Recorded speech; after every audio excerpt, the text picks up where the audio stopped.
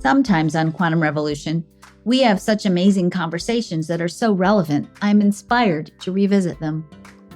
Our guests often remind us that we're no longer in a place where we can simply sit and discuss the changes we need to make. We are in dire need of a revolution. In this episode, Justin Brooks, the director and co-founder of the California Innocence Project and author of the brand new book, You Might Go to Prison Even Though You're Innocent, shares with us deep insights into a judicial system that is dysfunctional, subjective, racist, and classist.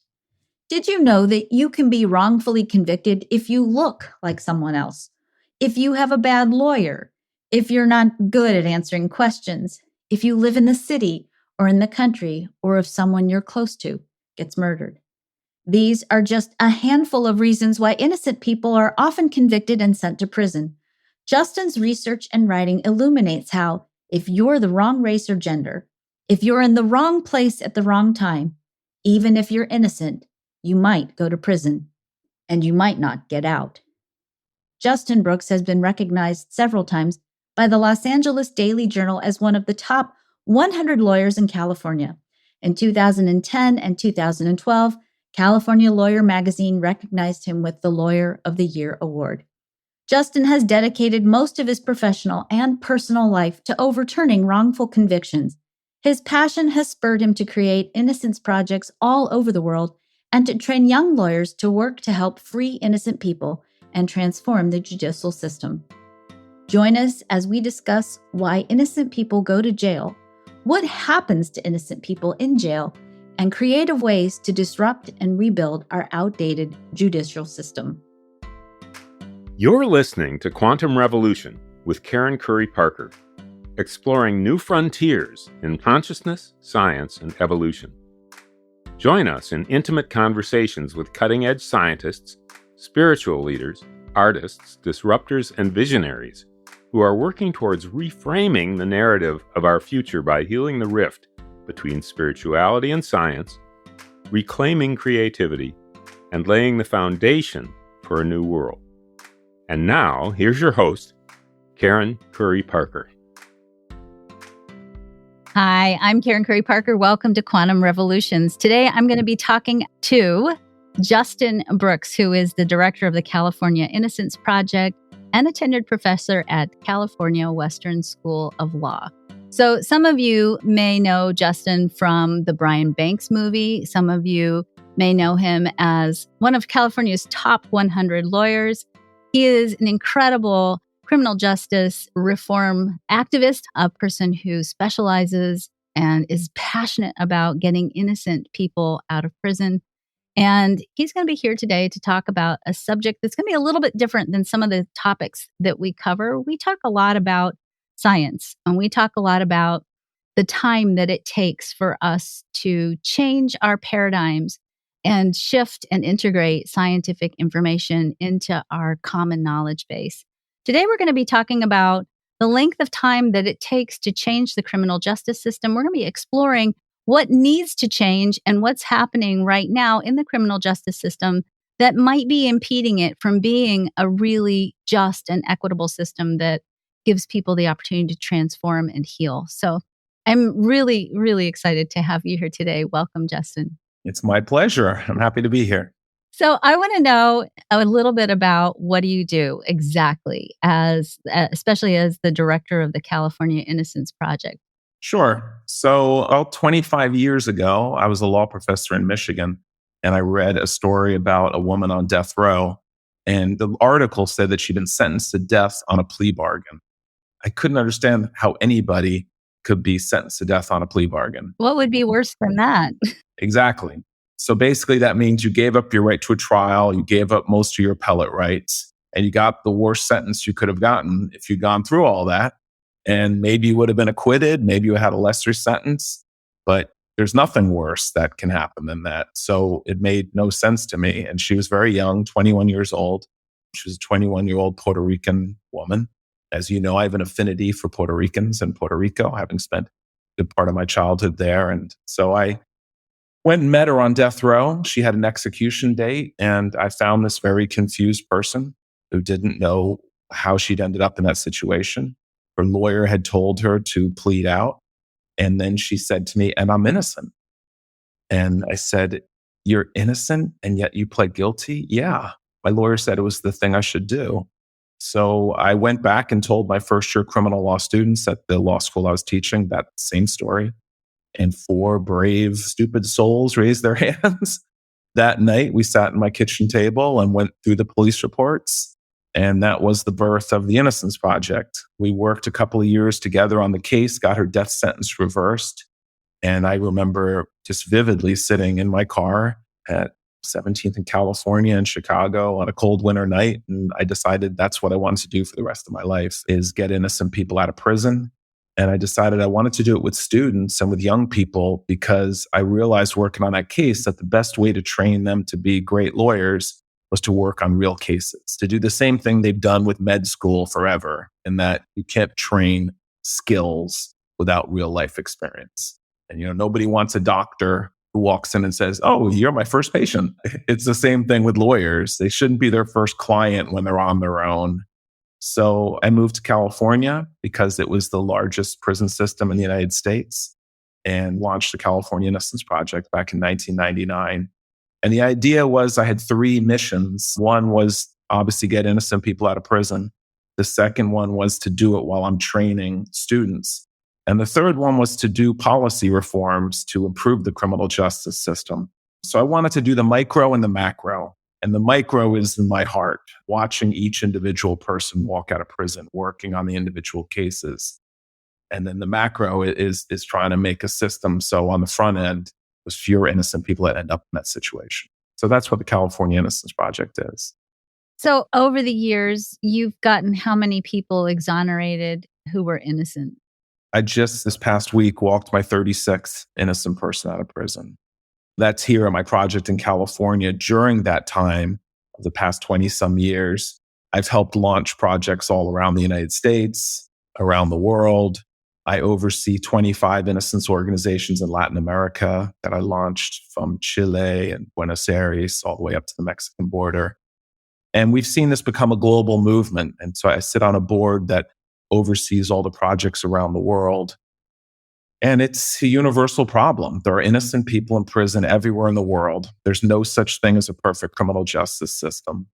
When I started this work, it was tough convincing people of that.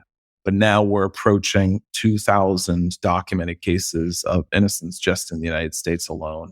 It's a global problem, and we're seeing improvements. If you stick around long enough, you can see change. And I've been at this for a while.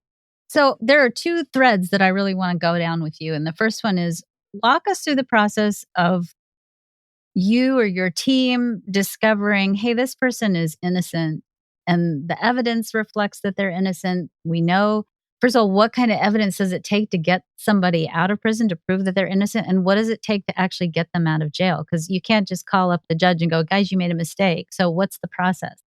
Unringing the bell in the United States and pretty much everywhere in the world when someone's been convicted is incredibly difficult. We receive thousands of letters a year. I've got a massive team of law students and volunteers. I've got 9 full-time lawyers. I've got 100 volunteer lawyers. At any time, I may have 30 to 40 students working in my office. And so we receive thousands of letters. We send out questionnaires when people are saying they're innocent. We gather the documents in their case. We look at their appellate briefs. We look at the police reports. We look at as many documents as we can get.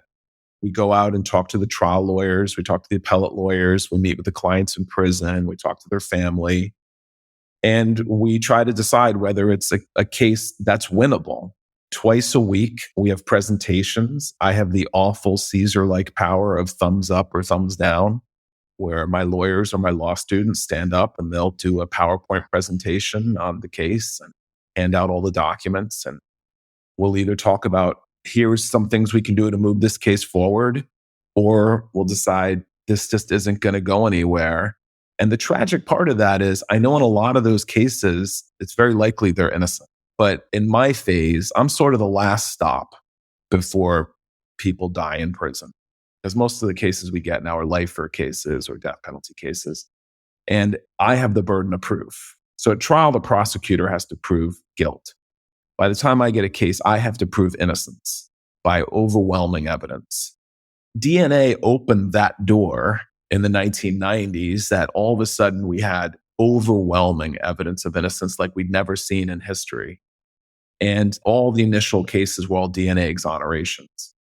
Those cases are getting fewer and fewer because now they're using DNA at the trial level. So cases aren't sliding through where they didn't do a rape kit DNA test or something like that. But because of DNA, judges started opening their minds to other causes of wrongful conviction. And basically, the general public as well started to accept the fact that innocent people are in prison. And one statistic that I like to talk about is that we've walked in the United States 4% of the people off death row who were sentenced to death based on innocence. Now, if you look at those cases, those are the most serious cases. They get the most media scrutiny. They get the most trial attorneys assigned to them. They get the most resources. They're bifurcated trials, which means there's more due process. There's automatic review by the state Supreme Court. It's the only type of case that gets that. So these are the cases that are most serious and most scrutinized. And still, we've walked off 4% of the people sentenced to death. And we know that that's the tip of the iceberg because those were the lucky ones. Those were the ones where evidence still existed that could prove their innocence. And even after everything was scrutinized at trial, still some evidence came up that proved their innocence. So if you put those numbers forward as to what we're looking at in terms of this problem, we incarcerate millions of people in the United States. And, if the number was as low as 1%, it's a massive number. And we know it's much greater than that. It's a difficult task. It's sort of a funnel where I look at many, many cases. I find the ones that I believe we can prove. We work those cases until we get that person out of prison. And then we publicize those cases so that people are educated on why did this person go to prison. Because every wrongful incarceration is like a plane crash. And every time there's a plane crash, we study it to stop other planes from crashing. And that's what we need to do more of. Right, right. Well, and I think that really begs maybe a little bit of a different question. And that is our system biased? And is there something in the way in which people are being convicted that makes us blind sometimes to innocence? Absolutely. Whenever I get into arguments with people about bias in the criminal justice system, if you deny there's bias in the criminal justice system, then you're denying there's bias in society at large, because that's all the criminal justice system is. It's people who get up every day and go down to a courthouse, whether they're judges or they're jurors, and make decisions. And they bring into that process all their biases. I'm just finished writing a book right now that's called You Might Go to Prison. And one of the chapters addresses this. And I talk about a lot of these studies that are fascinating to look at how race, for instance, biases the criminal justice system. They've actually done sort of virtual reality trials where people can watch a trial and they can change the race of the defendant. And then they ask them what the verdict should be and what the sentence should be. And it's shown definitively that when it's people of color, they get greater sentences. It's also shown definitively when the victims are white people, they get greater sentences. And we see that every day around us. I mean, if you look at some of these national news stories, particularly when it's a white woman who goes missing or is killed, it becomes national news. And when that happens, prosecutors want to jump into that story. So now they'll prosecute that case much more harshly than another case because that's human nature. And now everyone's watching that case. And then jurors are more likely to greater sentences. So all our own biases, insecurities, fallibilities of being a human being, all are part of the criminal justice system because it's not computers that make these decisions. It's human beings, and we make them just like every other decision in our lives. So if you were going to perhaps shift the system, maybe change some of the bias in the system, what would be some of the things you would do to make this system more effective and less punitive and to actually fulfill maybe the intention of the judicial system? Yeah, I got a million answers to that question. Let's start with the fact of our criminal justice system is over politicized. People don't run for office on reforming contract law. People don't run for office on 99% of the mundane issues that lawyers deal with every day. People run for office on criminal justice, and they use fear as a tool to get votes. They stand at the podium and say, I'm going to make you safer. I'm going to make your family safer. And then how do they execute on that? Well, in our system of politics, you've got to be able to execute within the first 2 years or you're not getting reelected. I mean, if it's Congress, you got to do it within the first 6 months or you're not getting reelected. So we do little short fixes, put more police on the street, build more prisons. And we've been doing this for decades. I know you're old enough to remember Willie Horton. My students do not remember this, but I always tell them about Willie Horton and this one guy who was out on parole who committed serious crimes when Mike Dukakis was running for president against George Bush I. George Bush's team came up with the clever idea of, well, Mike Dukakis is governor of Massachusetts. Let's find someone who's been released from prison on parole and has done violent crimes, and then we'll use that as the poster person to say that Mike Dukakis is soft on crime.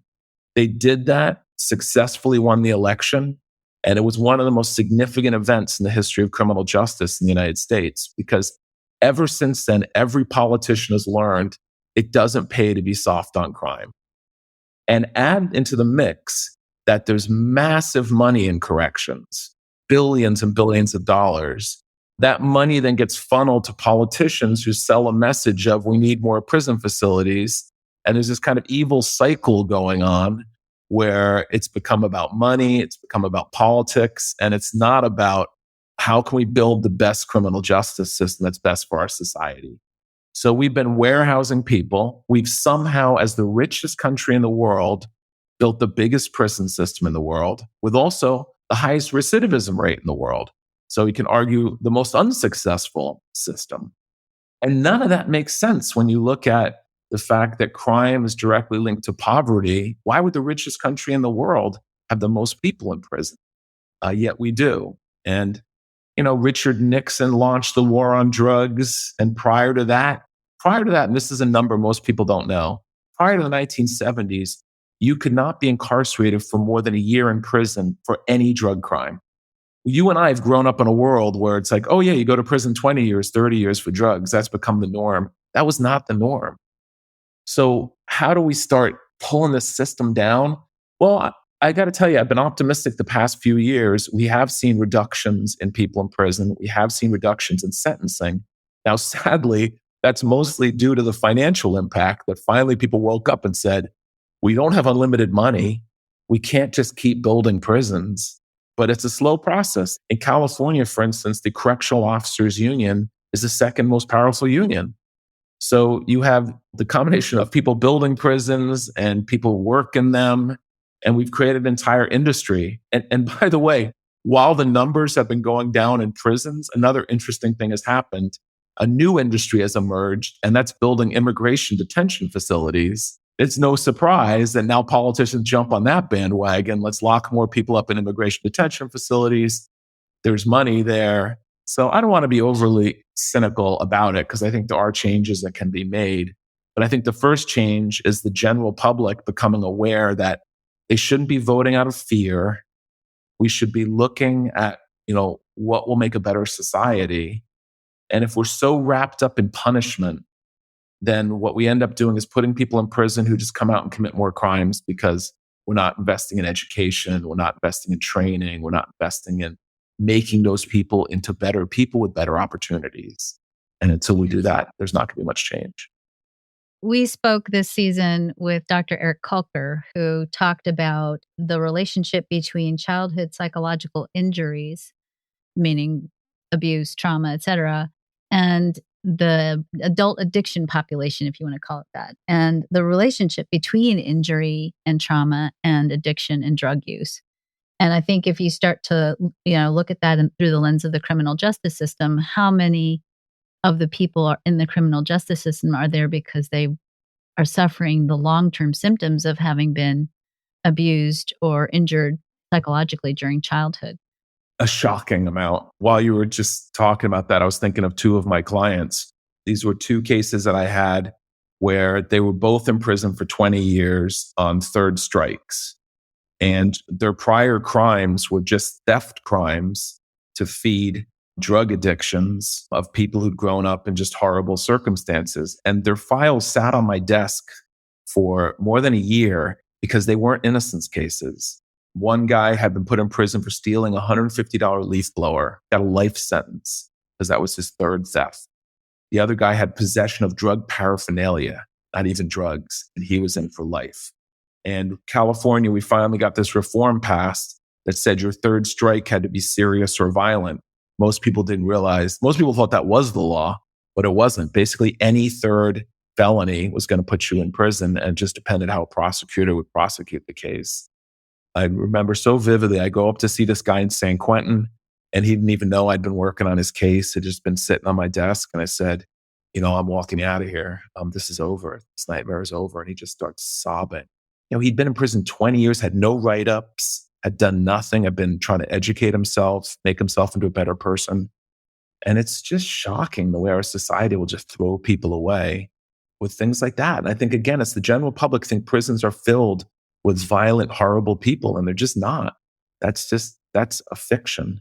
Most people in prison have issues, whether it's drugs, alcohol, growing up in poverty, abuse, that lead to behavior that land them in prison. And there's this tiny percentage of people in prison who are these sort of sociopaths, that are people that can't be reformed, that have to be out of society. It's a very, very small percentage. And I've been going in and out of prisons now for 30 years. I spent 3 years teaching in a prison. They're regular people who went through tough times. How do you put Teflon on yourself to be able to keep going with this work that you do and not just succumb to the despair? I don't, I don't know if I don't. I think the greatest thing is my team. I know I would have quit a long time ago if I was alone in this. I have an amazing team. All the lawyers that I have are my former students. I trained them. I hired them. They're my best friends. We work together every day. We celebrate the wins. We cry in the losses. We keep each other going and keep each other motivated through it. I've got a great family. I live in a beautiful place. I live in San Diego. I live near the beach. I try to decompress as much as possible. I try to keep my sense of humor. Although recently I had a whole thing where I was realizing people used to think I was funny, and people don't think I'm so funny anymore. I think I've become a little too intense. I still in my head considered myself a funny person, but the feedback I've been getting, and then I started like a maniac asking people whether they thought I was funny, which I must think I'm like funny in the sense losing my mind when I'm asking that question. But I was like, come on, I was like the class clown. This is ridiculous. It's hard. I don't sleep well. I haven't slept well in 20 some years. I exercise every single day religiously. I run, I play tennis, I lift weights. I try to do as much self-care as I can, but it's hard. I definitely have hard days. I appreciate you sharing that, because I think sometimes when you carry a dream of what's possible for the future and you look at the immediate of what's happening around you, it's easy to lose connection to that. So I have a lot of respect for your ability to keep going. The other part of it is when you're a leader, you're kind of forced to have that conversation with other people, and then you're having it with yourself. I can't tell you how many times I've said to one of my lawyers, focus today, focus on what you can do today for this person in front of you. Don't think about the big picture. Don't think about the big problems. Because the reality is, if we all thought about the big picture, we're hurtling on this rock into a great void. You can't go too big picture and keep yourself grounded. So it's just case by case. What can I do for this person? What can I do for the next person? What can I do between the time I wake up to the time I go to sleep to try and move the ball a little bit further forward for at least one person? That's beautiful. So we always like to end our conversations here with a contemplation of the future. And, I always go back and think about NASA and how at some point in the trajectory of this hurtling rock we're on, somebody looked up at the sky and said, hey, we should go to the moon. And a lot of people probably thought, wow, this person's had too much mead, and laughed. And of course, eventually somebody and a group of people continue to hold that dream, created the creation of the fulfillment of that dream. So I like to end with a dream, and I like to end with the dream from people who are really leading the wave of change on the planet. So in your perfect world, Professor Brooks, what would the future of the criminal justice system look like? What would be the perfect way that we could support people in making different choices, changing their behaviors, and managing criminal activity and the response to it? I think in a perfect world, it would be extraordinarily individualized. We've been doling out the same punishment for 1,000 years. This concept of prisons, everything else in our society seems to evolve in like a better way to do things. But we're doing the same thing we're doing 1,000 years ago. So how can it possibly be the best way to approach things? It lacks so much creativity. I always think about it as a parent. If as a parent and your child stole a cookie and you'd say, go to your room for an hour. And then we say, well, but if you kill your sister, it's go to your room for 1,000,000 hours. It's the exact same punishment, except for more time. It completely lacks creativity in every sense. So in my present criminal justice system, we look at each individual case and look at each individual situation, and we be focused, laser focused on how can we solve the problem here? How can we make this person into a better person? How can we make people who are harmed whole? And how can we do what's best for society and not have it so politicized, so driven by money, so driven by careers, but really where people have the best interest of other people in their heart as they approach the problem. Beautiful, beautiful. So in case I didn't mention this at the beginning, your story, your Brian Banks story, which is, I think, one of your most, I'm not going to say your greatest exoneration, but certainly most publicized one, was turned into a movie, the Brian Banks story. And you can still catch this movie on the major places where you can see movies. And I know you can still catch it on Delta if you fly around. It's also on Hulu. And on Hulu. The thing about that movie is it gives you hope. It really does give you a lot of hope that people can heal from this experience and move on, and also gives you hope what it looks like when somebody sees a problem and commits their entire life to solving the problem as you have and continues to do good work in the world and makes a powerful difference in the world, not just for the individual people you exonerate, but again, with the important steps that you're taking to help us rethink this problem and find a different solution. Thank you for being here today. And thank you for the work that you do. My pleasure. Thanks for the conversation. We can't transform the judicial system if we're not taking a realistic look at what is actually happening. If the goal of the criminal justice system is to rehabilitate people, we're failing. Decades of research has shown that prison is the least effective place to rehabilitate offenders.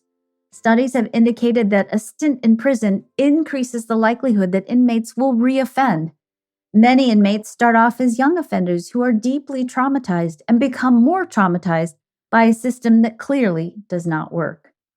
Caught somewhere in the middle of a system that is racist and biased, innocent people become imprisoned and have to fight their way out.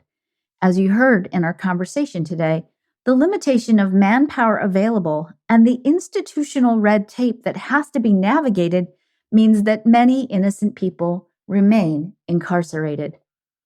What would a just judiciary system look like? How could we better rehabilitate people who commit crimes so that they can be reintroduced back into society as healed individuals? How do we tackle racism in the current system? These are the questions we must be asking as a society. We might not have the answers to these questions yet, but it's time we start imagining new possibilities and then taking the incremental steps as they appear in front of us.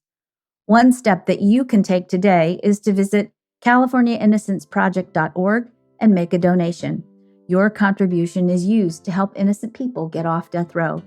Also, make sure to grab a copy of Justin's new book, You Might Go to Prison Even Though You're Innocent, at any major retail bookstore. I'm Karen Curry Parker. Thank you for joining me for Quantum Revolution. Please be sure to subscribe to this podcast on your favorite platform so you don't miss any of the amazing shows that we have in store for you. Thank you for joining us on Quantum Revolution with Karen Curry Parker.